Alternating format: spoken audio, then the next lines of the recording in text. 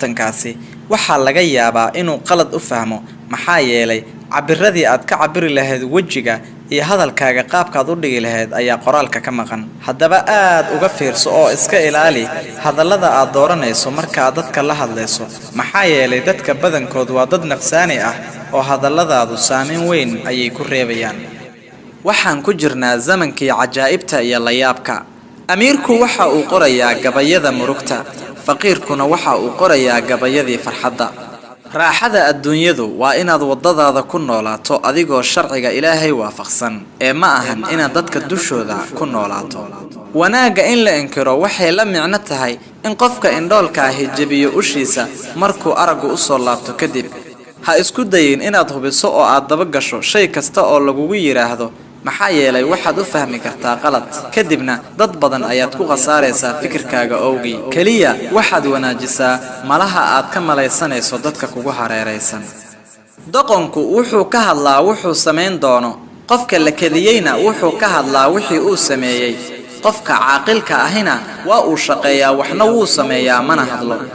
wax farqiya uma dhaxeeyaan midabka cusbada iyo midabka sonkorta labadooduba waa isku midab balse farqiga waxaad ogaa doontaa markaad tijaabiso kadib dadkuna waa sidaa oo kale badana waxaa jiri doona qalbiyo aan ku nici doonin si kastoodan muhiimadda u siin iyo qalbiyo aan ku jeclaan doonin si kastood u karaamayso haddaba doorashadaada wanaaji badana dadka ka hadla ceebaha dadka kale waa dad aan ku baraarugsanayn ceebahooda aadka u waaweyn oo ayba ka mid tahay inay ka sheekeeyaan ceebaha dadka kale saaxiibadu isma bedelaan balse annaga ayaa ku degdegnaa in aan dad saaxiib laga dhiga karin ku magacaawno saaxiib oo aad ayaan uga xumahay markay lacagtu hadlayso xaqiiqadu waa ay aamusan tahay dadka qaarkood waa ay ka tagi doonaan noloshaadana waa ay ka faaruqi doonaan balse taasi ma ahan dhamaadka qisadaada ee waa dhamaadka doorkii ay ku lahaayeen qisadaada wax kale ma aha ma awoodid inaad shakligaaga iyo qaabkaaga bedesho si aad u noqoto waxa ugu quruxsan oo ay indhaha dadku arkaan balse waxaad awoodaa inaad maamusho oo aad xakamayso akhlaaqdaada aadaabtaadana qurxiso si aad u noqoto waxa ugu quruxsan oo ay indhaha dadku arkaan waxaa naga mida dad badan oo marka ay doonayaan inay degdegaan ku oranaya wanaagu waa kii la dedejiyo oo markay doonaanna inay dadka meermeeriyaan kugu oranaya wanaagu wuxuu ku jiraa in dib loo dhigo arrintu waa laba wajiilanimo ee wax kale maaha taladan iga hoo laba mar qof ha ka dalbanin waxaad u baahan tahay maxaa yeelay marka koobaad sharaf ayay ku tahay marka labaadna waxay ku tahay dulanimo markuu qofku weynaado qalinbiire ayuu wax ku qoraa ee ma ahan qalin rasaas ilaa uu ka ogaado in tirtirada qaladyadu aysan ahayn wax fudud waxaa jira waxyaabo wanaagsan oo aadan ku arki karin ishaada kaliya waxaa arki kara qofka quruxda ka raadinaya saxmadda dadka dhexdooda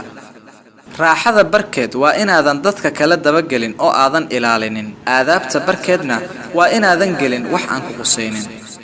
dhaladu waa ay jabtaa codkeeduna si degdeg ah ayuu ku dhamaadaa waxaa baaqi noqda qaybihii jajabka dhalada oo qofkii taabta ama ku istaaga ayay dhaawac u geystaan hadalka dhaawaca lihina waa sidaa oo kale si degdeg ah ayuu ku dhamaadaa balse qalbiga ayuu xanuun ku reebaa haddaba ha ku hadlin ilaa waxaan khayr ahayn mooye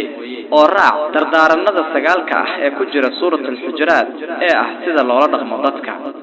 kow iska hubiya wararka la idin keeno oo ha ku degdegina labo wanaajiya dhaxdiina oo heshiiya saddex cadaalad isku sameeya afar qofna qof yuu ku jeesjeesin shan nafafkiina ha xumaynina lix